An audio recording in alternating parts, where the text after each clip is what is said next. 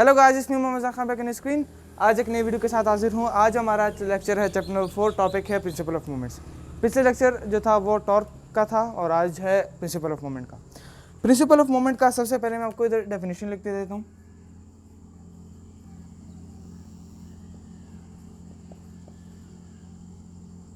Definition, principle of movement कहते हैं इससे कि एक बॉडी जो होगी वो हमारे पास बैलेंस होगी, हत्ता कि उसका clockwise movement, sum of clockwise movements equal होगा sum of anti clockwise movement के। लिख के देता हूं,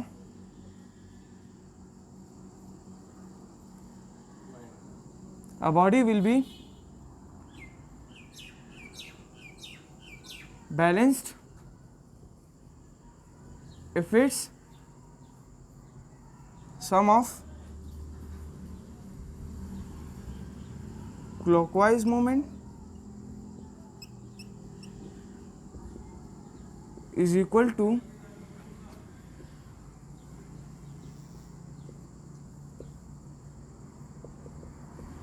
anti-clockwise moment। इस डेफिनेशन को मैं आपको एक्सप्लेन भी करके दूंगा। इस डेफिनेशन के अंदर बहुत बड़ा मतलब है कि बॉडी जो है, एक बॉडी हमारे पास वो तब बैलेंस होगी जब उसका सम ऑफ क्लॉकवाइज मूवमेंट इक्वल हो जाएगा सम ऑफ एंटी क्लॉकवाइज मूवमेंट के। फर्स्ट स्कोर में आपको एक्सप्लेन कर देता हूँ, एक्सप्लेन कर देता हूँ इस बोर्ड का एक्सप्लेनेशन दे देता हूँ। अब ये बोर्ड हमारे पास बैलेंस है, सही है ना। ये कैसे बैलेंस है? क्योंकि इसका क्लॉकवाइज मूवमेंट जो है वो इसका क्लॉकवाइज है वो इस तरह से, इसका क्लॉकवाइज मूवमेंट जो है वो जो है इक्वल होगा एंटी क्लॉकवाइज मूवमेंट का, सही है। तो ये दोनों, जब ये दोनों हमारे पास, इन दोनों का सम बैलेंस इक्वल होगा तो ये बॉडी हमारे पास बैलेंस होगी, सही है। ये थी इसकी एक्सप्लेनेशन। अब हम आते हैं, ये प्रिंसिपल ऑफ मूवमेंट जो होगी ये आपको सामने दो किस्म की आएगी। एक होगा न्यूमेरिकल टाइप और एक होगा आपके सिर्फ थ्योरेटिकल टाइप, सही है ना। सबसे पहले अभी मैं आपको इस प्रिंसिपल ऑफ मूवमेंट में दो ही चीज़ें जो हैं वो इंपॉर्टेंट है। इसका जड़ जो है वो है क्लॉकवाइज मूवमेंट और एंटी क्लॉकवाइज मूवमेंट।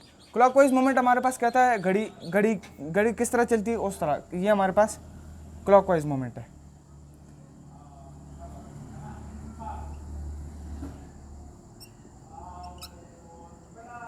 ये क्लॉकवाइज मूवमेंट है और ये है एंटी क्लॉकवाइज मूवमेंट।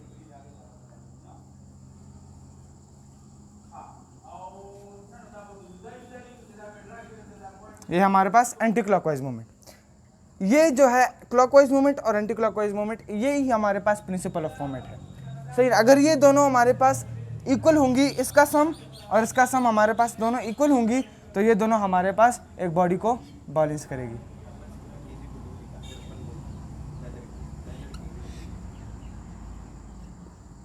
तभी हमारे पास एक बॉडी जो होगी वो बैलेंस होगी। अब हमारे पास, ये तो मैंने आपको एक्सप्लेन भी सब कुछ कर दिया। अब प्रिंसिपल ऑफ मूवमेंट के जरिए आपको पेपर में दो किस्म के क्वेश्चंस आएंगे इसके हवाले से। एक तो आपके जो है थ्योरेटिकल क्वेश्चन जो कि प्रिंसिपल ऑफ मूवमेंट को एक्सप्लेन कीजिए, वो मैंने आपको बता दिया। अब इसके रिलेटेड आपको एक दूसरा टाइप भी मिलेगा, वो है न्यूमेरिकल टाइप। न्यूमेरिकल जो है वो जो है एक्सप्लेनेशन से काफ़ी डिफरेंट है, क्योंकि थ्योरेटिकल हर कोई समझ जाता है, लेकिन इसके जो है न्यूमेरिकल जो है वो हर कोई नहीं समझ पाता। तो अब आते हैं हम न्यूमेरिकल टाइप के। ये जगह मैं आपको रब करके देता हूँ। यहाँ पर हम लोग कर देते हैं न्यूमेरिकल।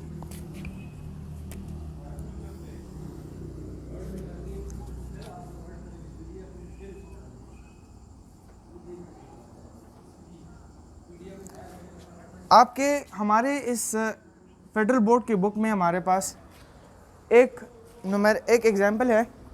उस एग्जाम्पल को हम लोग देखेंगे, एग्जाम्पल 4.4, जो प्रिंसिपल ऑफ मूवमेंट के एग्जैक्टली आगे है। वो एग्जाम्पल मैं आपको इधर लिख के देता हूँ। A metre rod is supported at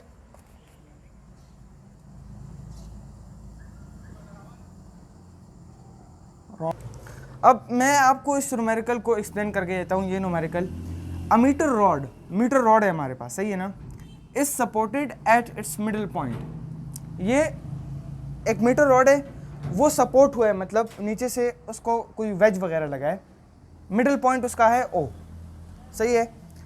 the block of weight 10 newton, उस पर एक ब्लॉक है इस तरफ, उसका वजन है 10 न्यूटन, सही ना। वेट के साथ हमेशा न्यूटन लगेगा और मास के साथ हमेशा केजी लगेगा, आपको याद रखना है, क्योंकि वेट एक फोर्स है।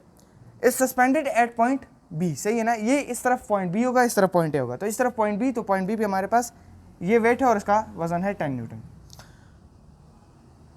Eight point B 40 centimetre from O, वो ओ मैंने आपको बताया कि मिडल पॉइंट है, सही है ना। मिडल पॉइंट से बी पॉइंट तक 40 सेंटीमीटर है इसका डिस्टेंस, मोमेंट आर्म। अब कहते हैं find the weight of the block that balance it at point ए। अब हमें दूसरे ये तो पॉइंट बी का वेट हो गया ना, अब पॉइंट ए का हमने वेट फाइंड करना है। That balances it at point A, point A पे बैलेंस होगा 25 centimetre from O, moment arm दिया गया है, हमें सिर्फ वेट फाइंड करना है। अब यहाँ पर हम लिख देते हैं गिवन आपको भी एक डायग्राम बना के देता हूँ, इसी न्यूमेरिकल से आपको समझ के डायग्राम बनाना, सही है ना। सबसे पहले क्या है, मीटर रॉड है, मीटर रॉड सही है ना, वैसी रफ टाइप बना दो। सपोर्टेड है इट्स मिडल पॉइंट, ये मिडल पॉइंट है इसका, ये है ओ पॉइंट, सही है ना। It's the block of weight 10 newton is suspended at point B, ये हमारा पॉइंट बी है, सही, ये हमारा है point B, sorry point B ऊपर लिख दिया, ये हमारा है पॉइंट बी, सही है ना। वेट 10 न्यूटन, ये हमारा कितना है, इसका ब्लॉक एक, और ये हमारे पास कितना है 10 न्यूटन, ये है हमारे पास W1 का हमने 40 सेंटीमीटर इसका जो है यहाँ पे हमारा क्या है 40 सेंटीमीटर इसका मोमेंट आर्म, बीच में distance. Find the weight of the block that balance is point A, ये हमारे पास क्या है पॉइंट ए, ये हमारे पास पॉइंट ए, पॉइंट ए, सही है ना। पॉइंट ए का हमने वेट फाइंड करना है, सही है ना। ये हमारे पास एक ब्लॉक है, इसका हमें वेट नहीं पता, इसका वेट हमारे पास क्या है अननोन है, सही है ना। इसका वेट हमने फाइंड करना है। इसके बीच में डिस्टेंस तो हमें पता है अभी 25 सेंटीमीटर हमारे पास इसके बीच में डिस्टेंस है। ये आपका हो गया डायग्राम। अब इसका जो सोल्यूशन है वो उधर जगह नहीं है, तो मैं इसको रब कर देता हूँ, सोल्यूशन में फिर हम इसका तरीका बता दूंगा कि आपने कैसे इस न्यूमेरिकल को सॉल्व करना है। यहाँ पर सबसे पहले आपने लिखना है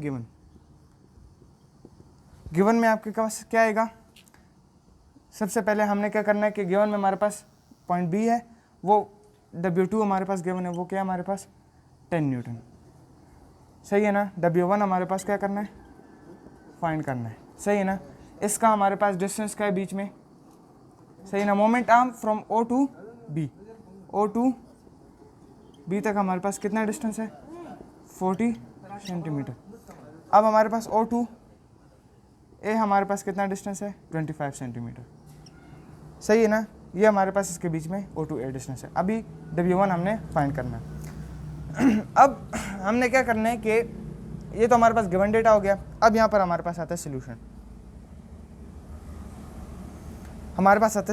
सोल्यूशन में कैसे करना है। सबसे पहली बात तो ये कि हमने जो है प्रिंसिपल ऑफ मोमेंट अप्लाई करना है। सबसे पहले हमारे पास सबसे पहले हमने इसको चेंज करना है, ये सेंटीमीटर है हमारे पास, इसको सबसे पहले चेंज करना है मीटर पे। तो 40 सेंटीमीटर, 40 को हम डिवाइड करेंगे 100 पे। जब भी सेंटीमीटर को आप मीटर पे कन्वर्ट करोगे तो आपको डिवाइड करना है 100 पे, और जब मीटर को आप सेंटीमीटर पे कन्वर्ट करेंगे तो आपको आता है मल्टीप्लाई बाय 100।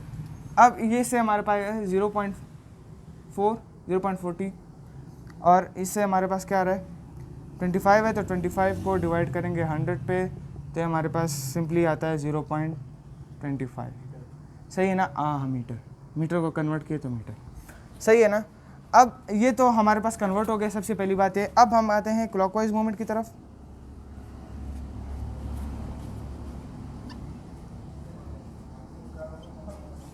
क्लॉकवाइज मूवमेंट, और यहाँ पर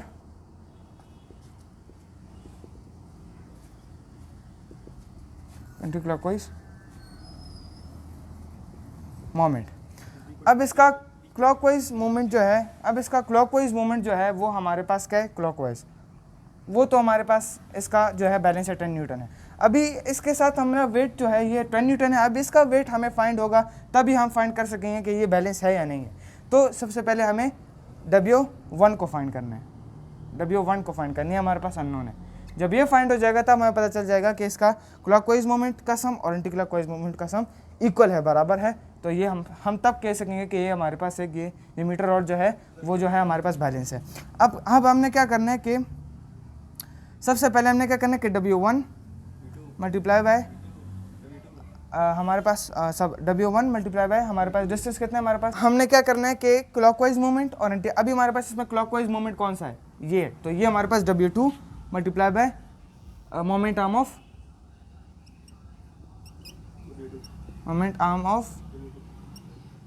W2, सही है। अब इसके आगे यहाँ पर लिख देता हूँ इज इक्वल टू, सही है, W1 multiply by moment arm of W1, सही है।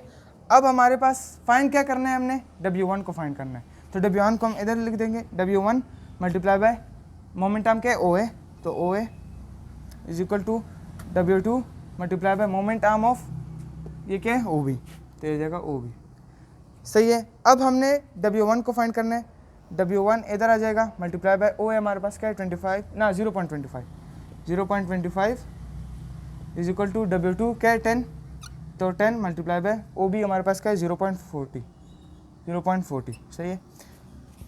अब ये हमारे पास इजी हो गया फाइंड करना। सबसे पहले इसको आप देख रहे हैं ये मल्टीप्लाई में सही है ना, जब भी आप किसी एक नंबर को फाइंड करते हो तो जब भी इसके साथ कोई नंबर मल्टीप्लिकेशन में हो तो वो आगे जाके इज इक्वल टू आगे जाके डिवाइड में हो जाएगा। अब W1 इज इक्वल टू हो जाएगा इसके आगे, सही है, 10 मल्टीप्लाई बाय 0.40 डिवाइड बाय 0.25, सही है। ये सिंपली ऐसा होगा। आप इसको कैलकुलेटर से कर सकते हैं, अभी तो मेरे पास फिलहाल कैलकुलेटर नहीं है, तो मैं आपको इस तरह कर देता हूँ कि मैंने बुक से देख लिया कि is equal to W1 is equal to हमारे पास क्या आएगा, W1 is equal to 10 multiply by 0.40 से जो आंसर आएगा वो आपको फिर डिवाइड कर देना है 0.25 से, तो इसका डायरेक्ट आंसर हमारे पास आया था 16 न्यूटन, सही है। तो ये 16 न्यूटन जो है ये हमारे पास W1 का आंसर आ चुका है।